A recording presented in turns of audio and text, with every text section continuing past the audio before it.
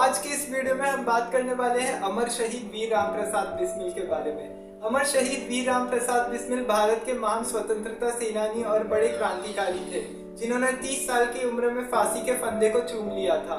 हंसते हंसते देश की आजादी के लिए फांसी पर चढ़ गए। देश की आजादी में उनका बहुत बड़ा योगदान रहा। उनका क्या योगदान रहा, मैनपुरी षड्यंत्र और काकोरी कांड क्या था, इसके बारे में भी जानेंगे। उनके ऊपर क्या मुकदमा चला, एचआरएस से जब इन्होंने ये जुड़े, गांधी जी के असहयोग आंदोलन से जुड़े, सारी चीजें इस वीडियो में जानेंगे और उनके बारे में बताएंगे कि आज आप उनके जीवन से क्या सीख ले सकते हैं। तो चलिए शुरुआत करते हैं। शुरुआत करने से पहले आप सबको बता दूं कि मेरा नाम विश्वास अग्रवाल है और ये मन की आंखों से चैनल को सब्सक्राइब जरूर कर लें। अब देखिए, क्रांतिकारी वीर राम प्रसाद बिस्मिल का जन्म 11 जून 1897 ईस्वी को उत्तर प्रदेश के शाहजहांपुर जिले में हुआ था। इनके पिता का नाम मुरलीधर और माता का नाम मूलमती था। ये ब्राह्मण फैमिली से आते थे।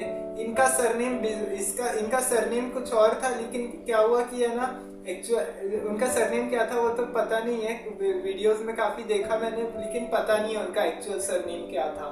तो उनका सरनेम लेकिन कुछ और था, लेकिन उनका बचपन से नाम राम प्रसाद था। अब बचपन से ही क्या हुआ था कि उनकी जो स्कूल की पढ़ाई थी, उनको शाहजहांपुर के एक सेकेंडरी स्कूल में उनका दाखिला करवा दिया गया। वहां से फिर उन्होंने क्या किया कि वहां से उन्होंने अपनी प्रारंभिक शिक्षा प्राप्त की। उन्हें उर्दू और हिंदी का बहुत अच्छा ज्ञान था। वे हिंदी और उर्दू के बहुत बड़े कवि थे। देशभक्ति से जुड़ी काफी कविताएं लिखा करते थे।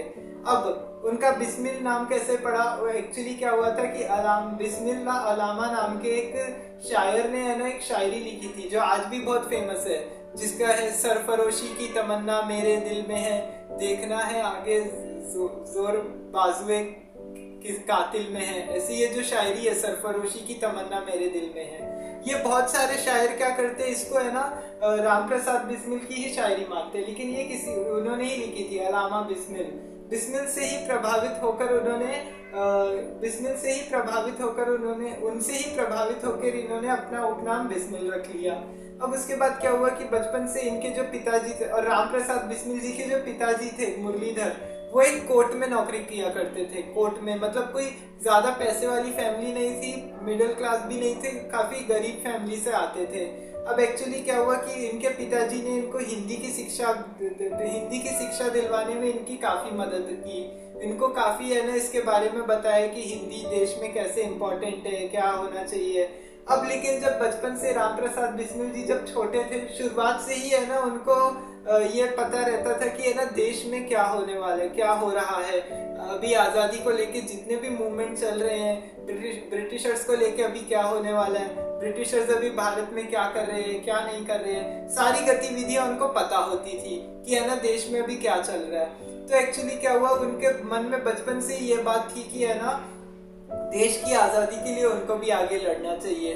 बचपन से ही हर किसी में था, चाहे वो भगत सिंह हो, चाहे वो चंद्रशेखर आजाद हो, ऐसे बहुत सारे युवा क्रांतिकारी हुए हैं। अब देखिए आज के टाइम पे जैसे क्या होता है कि है ना 18 साल की उम्र में होते हैं तो लोग क्या करते हैं, सब यही सोचते हैं कि आज कॉलेज में कहाँ एडमिशन लेना है, कहाँ है ना दोस्तों के साथ घूमने फिरने के लिए जाना है, अभी कौन सी बाइक खरीदनी है, क्या करना है, ऐसी ये सारी प्लानिंग होती है। लेकिन राम प्रसाद बिस्मिल और जो बड़े बड़े ऐसे क्रांतिकारी थे, जिन्होंने अपनी सारी ख्वाहिशों, सारे शौक को अपने ताक पर रख के अपने देश के लिए ही मर मिटना जरूरी समझा, वतन पर मर मिटना जरूरी ही समझा।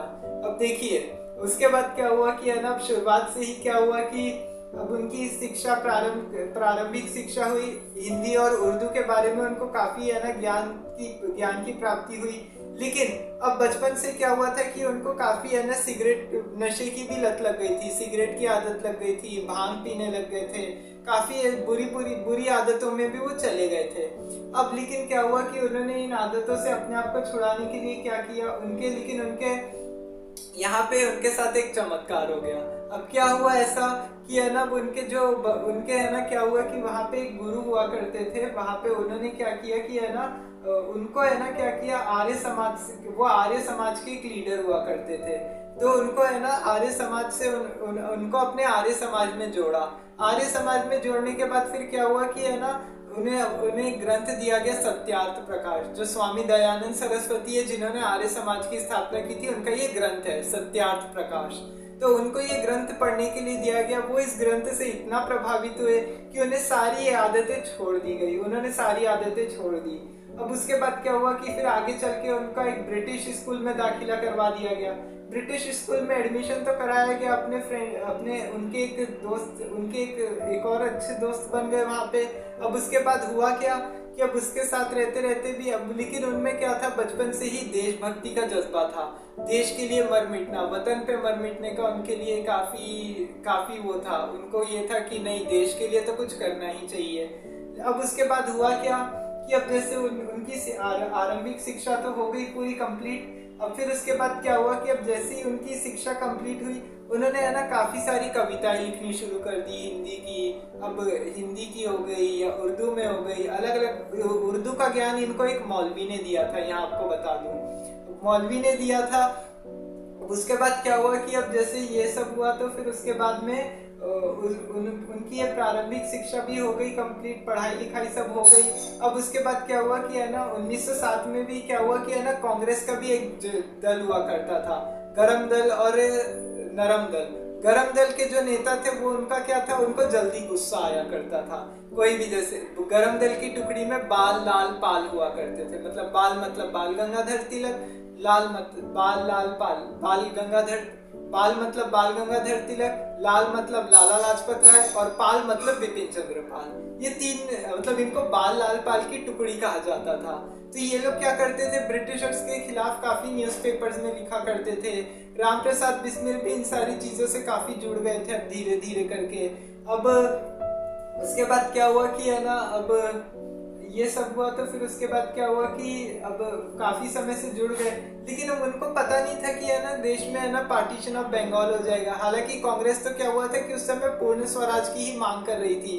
पूर्ण स्वराज की मांग मतलब पूर्ण स्वराज की नहीं, अब जैसे वो डोमिनियन स्टेटस की ही मांग चल रही थी ज्यादा टाइम, क्योंकि उस समय गांधी जी आए नहीं थे।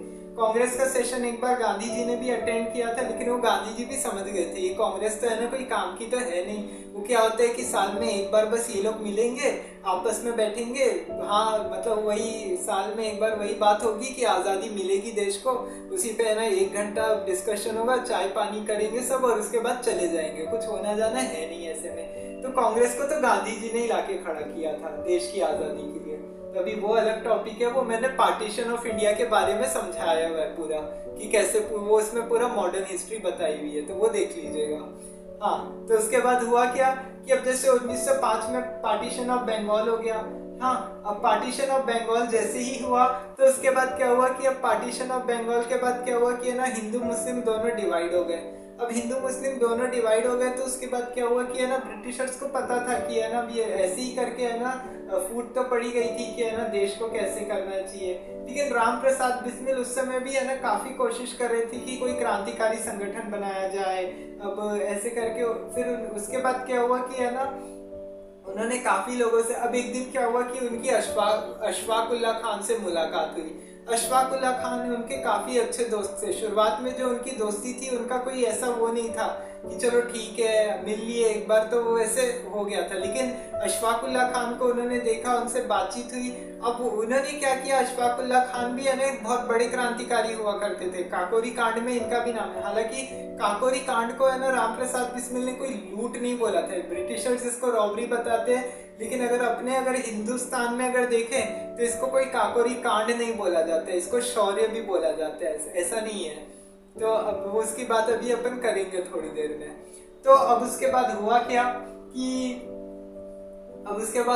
कि अब देखिए यहाँ पे अब उन्होंने फिर ये किया कि उसके बाद फिर फर्स्ट वर्ल्ड वॉर धीरे धीरे करते करते पहला विश्व युद्ध शुरू हो गया था।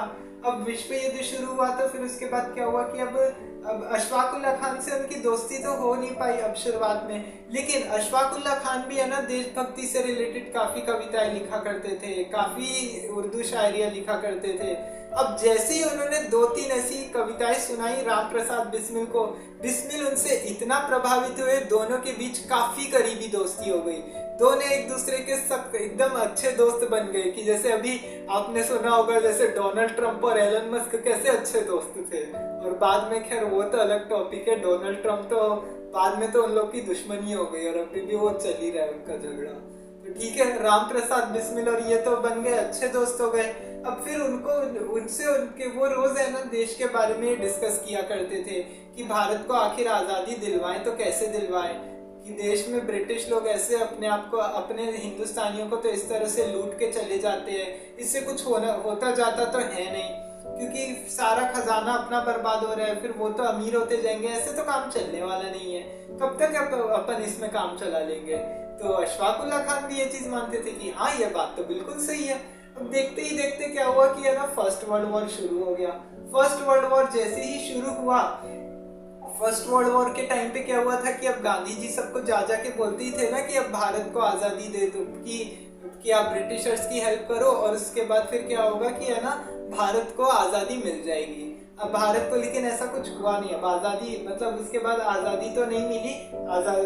फर्स्ट वर्ल्ड वॉर खत्म हुआ तो ब्रिटिश तो अपनी बात से पलट गए और कुछ आजादी मिली नहीं। उल्टा क्या हुआ, जलियांवाला बाग हत्याकांड ये सब दे दिया। जलियांवाला बाग हत्याकांड, रोलेट एक्ट, ये सारी चीजें दे दी वो अंग्रेजों ने। अब उसके बाद क्या हुआ कि 1919, अब उसी वक्त क्या हुआ कि जैसे ही अब ये वर्ल्ड वॉर खत्म हुआ तो उसके बाद क्या हुआ 1918 में उन्होंने मातृवेदी नाम से क्रांतिकारी संगठन की स्थापना की। अब 1916 में भी क्या हुआ कि है ना गदर पार्टी की स्थापना हुई थी, जिसके मेन लीडर थे लाला हरदयाल। लाला हरदयाल गदर पार्टी के लीडर थे और उन्होंने काफी गदर मूवमेंट चल रहा था उस समय भी, काफी है ना देश में इस चीज को लेके बड़े पैमाने पर आंदोलन चल ही रहे थे उसके बाद भी, कि देश को कैसे भी करके आजादी दिलवाई जाए।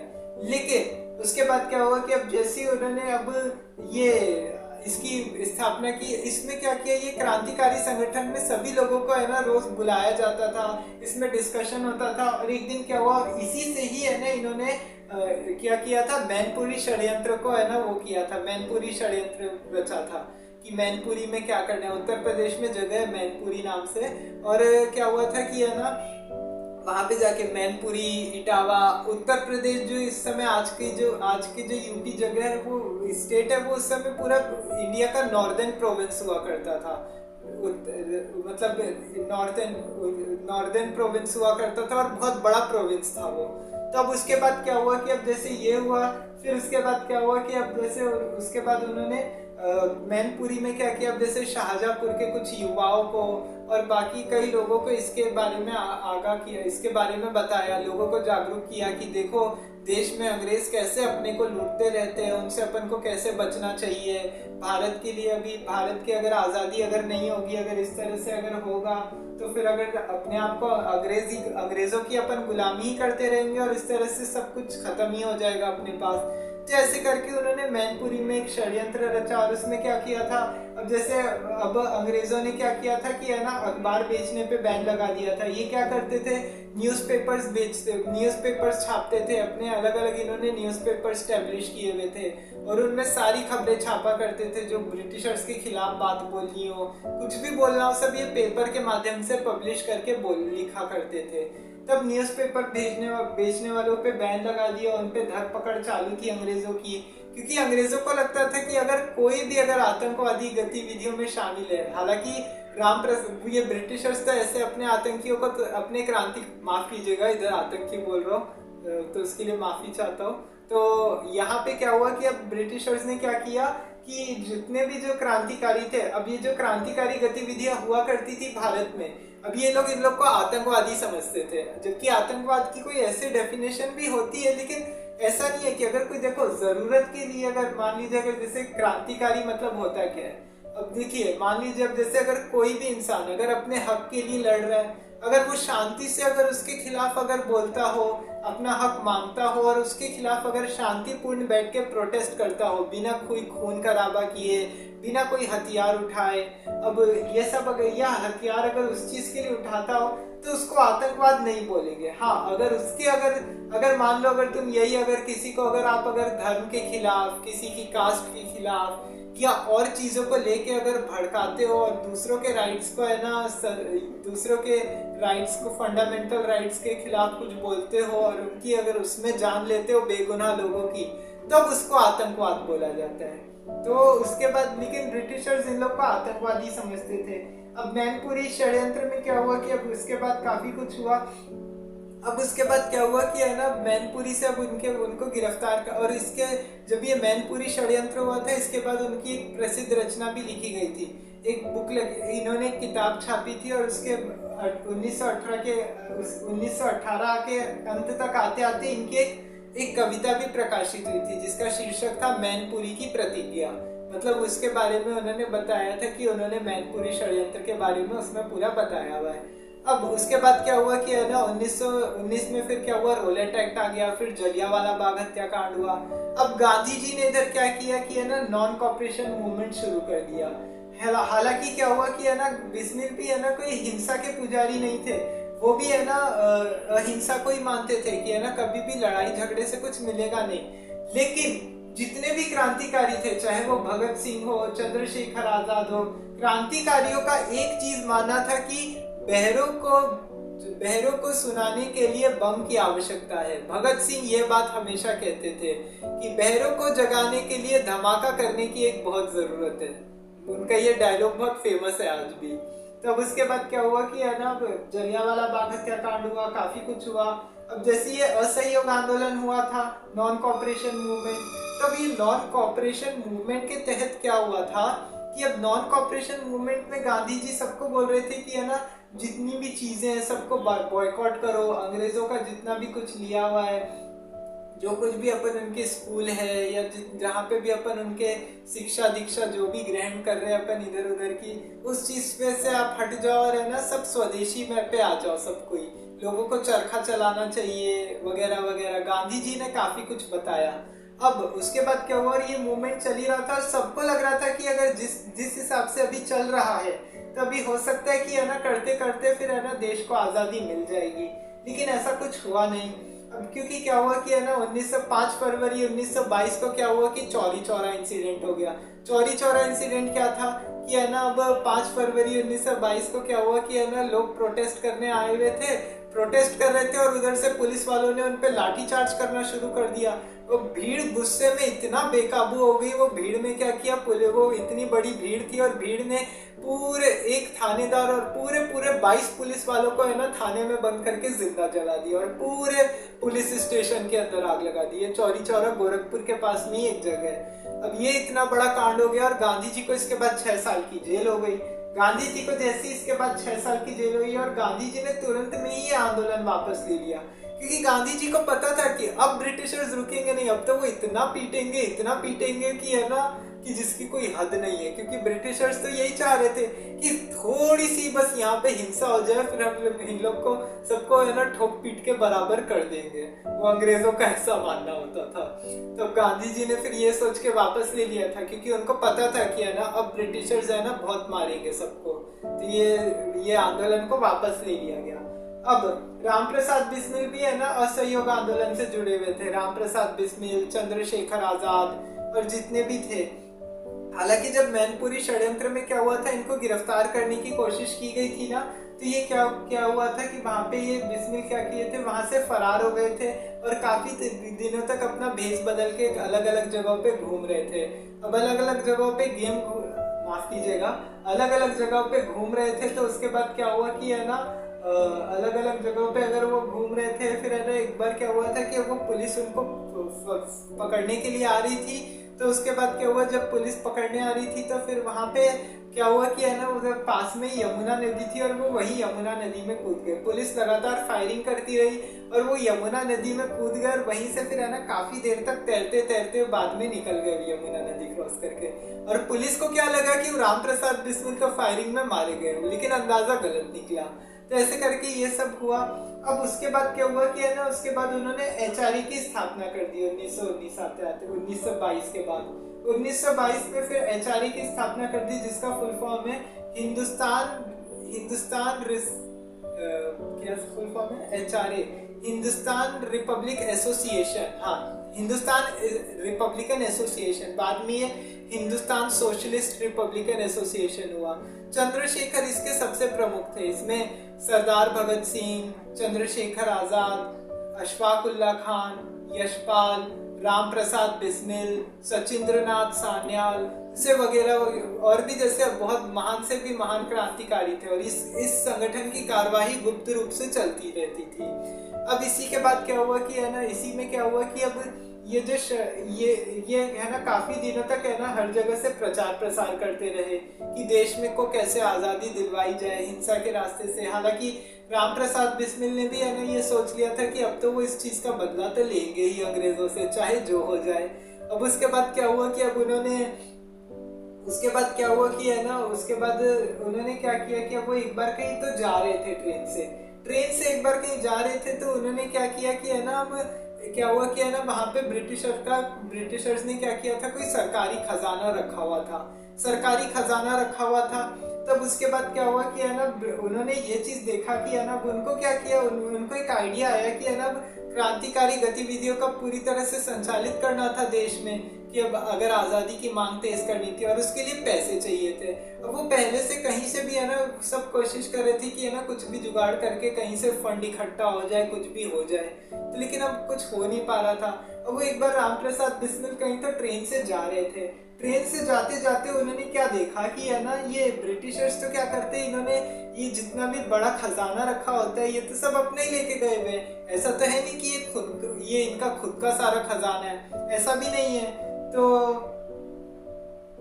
फिर उसके बाद क्या हुआ कि इन्होंने क्या किया कि जो ब्रिटिशर्स ने क्या किया, इनको फिर एक आइडिया आया कि चलो है ना, ये ट्रेन में से जो खजाना है इसको है ना लेके है ना अपने इसमें लगाएंगे, क्या बोलते हैं, अपनी संस्था में लगाएंगे तो उससे ज्यादा फायदा होगा।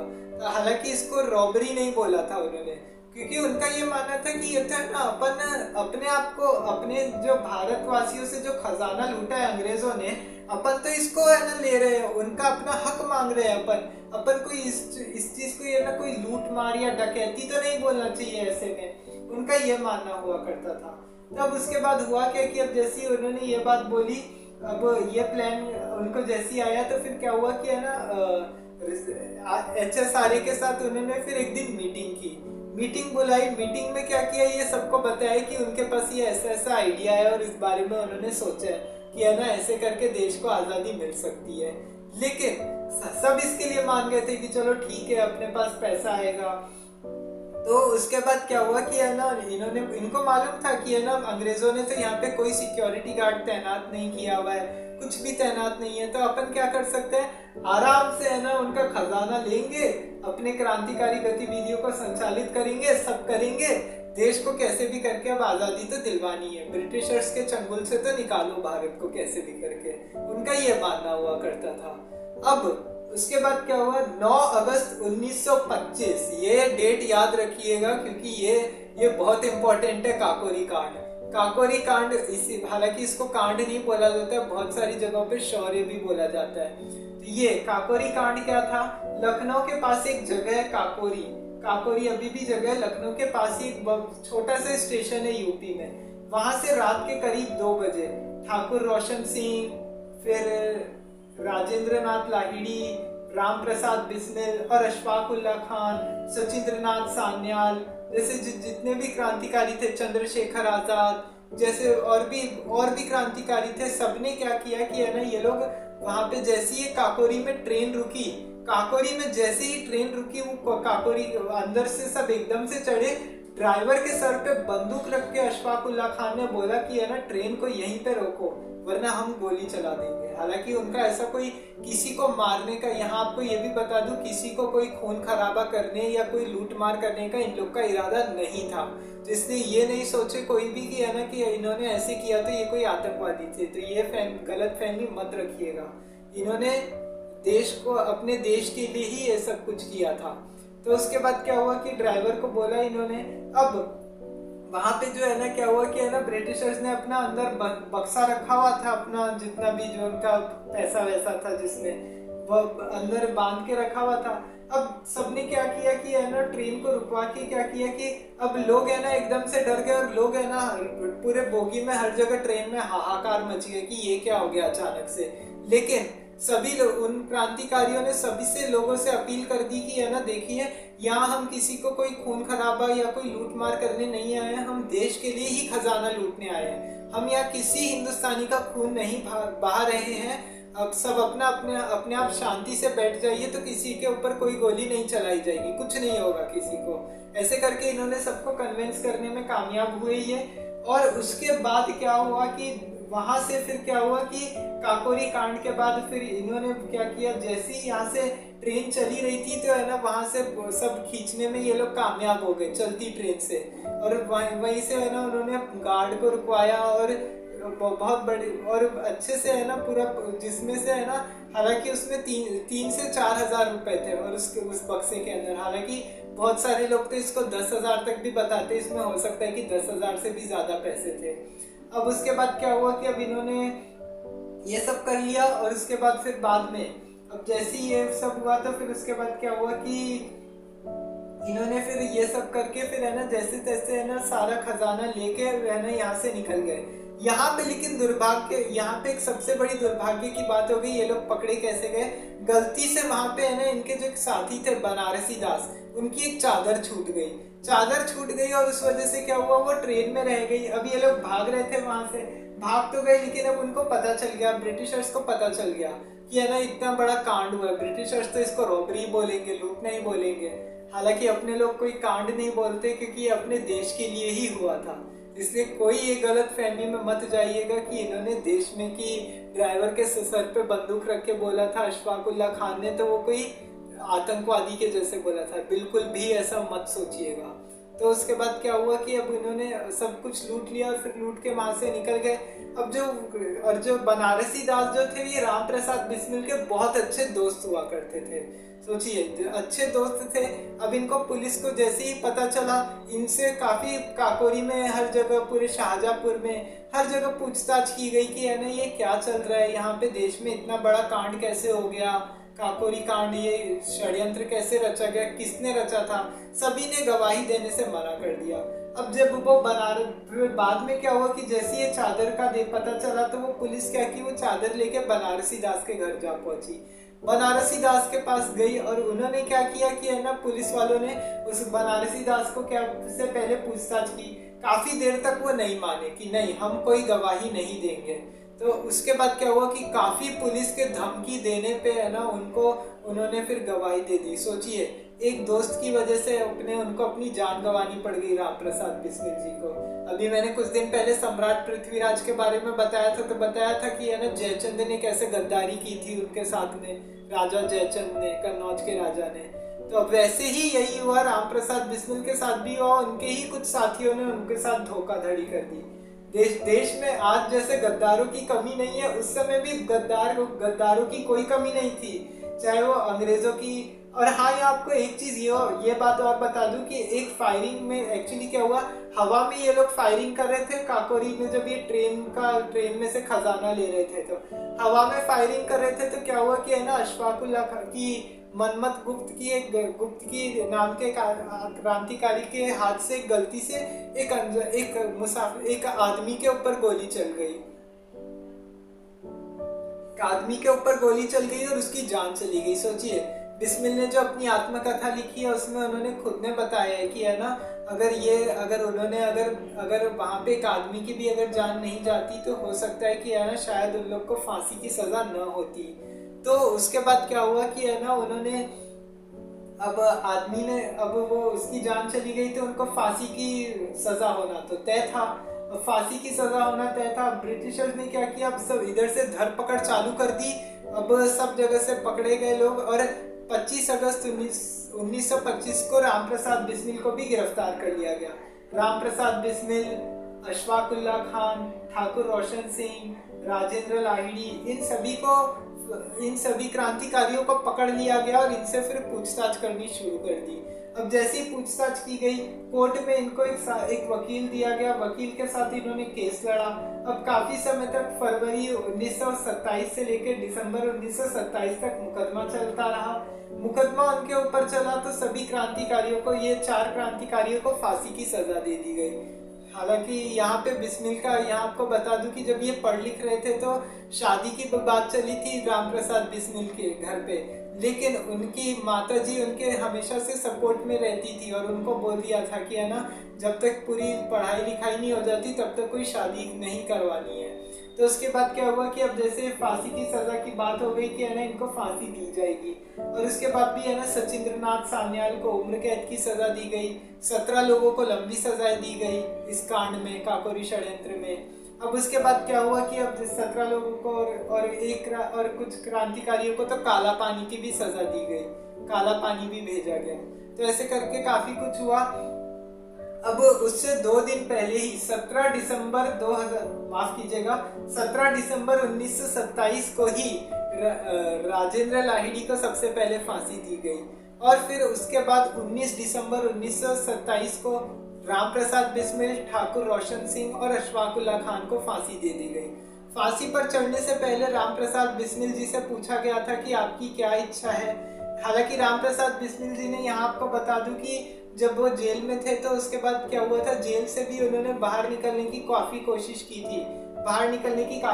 की थी, उन्होंने यहाँ तक भी लिखा है अपनी आत्मकथा में कि आज मैंने देश को जिस अवसर पर लाकर खड़ा किया, आज मैं उसी का ही नहीं हो पाया, मैं उसी देश की दीवार को तोड़ने में कामयाब नहीं हो पाया और जेल से बाहर नहीं निकल पाया। तो इस बारे में भी उन्होंने लिखा है अपनी आत्मकथा में। अब उसके बाद क्या हुआ कि अब उनको फांसी दे दी गई। अब उसके बाद जैसे ही उनको फांसी की सजा होने वाली थी, उनके शाम में उसके एक दिन पहले उन्हें बोला गया था कि उनको दूध पिलाने की बात हुई, तो उन्होंने कहा कि दूध पीने से मना कर दिया। उन्होंने कहा कि नहीं, अब वे भारत माँ का ही दूध पिएंगे, वे भारत माँ की गोद में। और उनकी माता श्री उनसे मिलने आई थी, मूलमती जो उनकी माता जी थी, दोनों की आंख में काफी आंसू थे, दोनों इमोशनल थे। उन्होंने कहा था कि ये उनके खुशी के आंसू हैं, उन्होंने जो किया इस चीज के लिए उनको कोई पछतावा नहीं है। सोचिए 30 साल की एज में उन्होंने फांसी पे अपने आप को हंसते हंसते देश के लिए बलिदान दे दिया। क्या आज के जमाने में हमारे देश में आज की युवा पीढ़ी के ऐसे 30 साल के लोग हैं? आज जैसे जो अपने देश में इंडिया पाकिस्तान की इतनी बड़ी प्रॉब्लम हुई, क्या आज कोई 18 साल से लेके या 30 साल का कोई भी युवा, कोई भी यूथ आज देश के लिए खड़ा हो सकता है? क्या कोई आर्मी में जाने के लिए तैयार होगा ये सोच के कि है ना हमें देश के लिए मर मिटना चाहिए, वतन के लिए कुछ करना है? हालांकि ऐसा तो बहुत कम लोगों में ही देखने को मिलता है। आज अपन क्या करते हैं कि ऐसे क्रांतिकारियों को तो याद जरूर करते हैं कि है ना भारत में ऐसे महान क्रांतिकारी हुआ करते थे जिन्होंने काफी देश के लिए काफी कुछ किया। अपने देश में सबसे बड़ी दुर्भाग्य की बात यह भी है कि है ना आज स्कूल की किताबों में है ना हिंदी की जितनी भी कविता है इनमें कबीर के दोहे तो जरूर पढ़ाए जाते हैं। कबीर के दोहे, तुलसीदास, सूरदास, इन सब के पद, दोहे वगैरह जितने भी जो कुछ भी है, कवि रहीम के दोहे, काफी कुछ पढ़ाया जाता है। सबसे बड़ी दुख की बात है कि आज राम प्रसाद बिस्मिल हिंदी के इतने अच्छे कवि थे, उनकी कविताओं का कहीं जिक्र ही नहीं होता, कोई कविता पढ़ाता ही नहीं है उनके बारे में। तो ये हमारे लिए को इस बारे में भी सोचना चाहिए कि है ना उनके बारे में भी काफी बात होनी चाहिए। ऐसे लोगों के को भी काफी सल्यूट होना चाहिए, देश में काफी उनको भी उससे ज्यादा सम्मान देना चाहिए। ऐसा नहीं है अपन क्रांतिकारियों की भी अपन काफी ज्यादा रिस्पेक्ट करते हैं, लेकिन ये सबसे बड़ी दुर्भाग्य की बात है कि आज अपनी स्कूल की किताबों में कहीं से भी इनकी कविताएं नहीं पढ़ाई जाती, कोई शायरी नहीं पढ़ाई जाती। ये सबसे बड़े दुख की बात है। तो देखिए 19 दिसंबर 1927 को मात्र 30 वर्ष की उम्र में ही उन्होंने हंसते हंसते फांसी पर चढ़ गए और देश की स्वतंत्रता के लिए बलिदान दे दिया। और उन्होंने जाते समय सभी से एक अपील की थी, देशवासियों से, कि क्रांतिकारियों से, HRA से भी बोला गया था, हिंदुस्तान सोशलिस्ट रिपब्लिकन एसोसिएशन जो संस्था है उसके लिए भी जाने से पहले अपील करके गए थे कि जितने भी क्रांतिकारी है, जितने भी भारत में क्रांतिकारी गतिविधियां चल रही है उनमें कोई रुकावट नहीं होनी चाहिए। देश को आज़ादी मिलेगी तो ऐसे ही मिलेगी, हिंसक तरीकों से ही मिल सकती है, उनका भी ये मानना था। तो ऐसे करके उन्होंने देश के लिए बलिदान दे दिया। ऐसे भारत के वीर जो इन्हें अमर शहीद की उपाधि दी गई, अमर शहीद जो मरकर भी आज भी अमर हैं, कभी उनकी यादों को नहीं मिटाया जा सकता। देश में आज भी ऐसे महान क्रांतिकारी हैं जिन्होंने कई आज़ादी के लिए लड़ाई लड़ी। तो ऐसे भारत के सच्चे सपूतों को हमारा शत शत नमन। आज के इस वीडियो में इतना ही। कल अगली वीडियो में कुछ और टॉपिक पे बात करेंगे, तो ये चैनल को सब्सक्राइब जरूर कर दें, वीडियो को आखिरी तक देखें, वीडियो को लाइक एंड शेयर करना ना भूलें। जय हिंद, भारत माता की जय।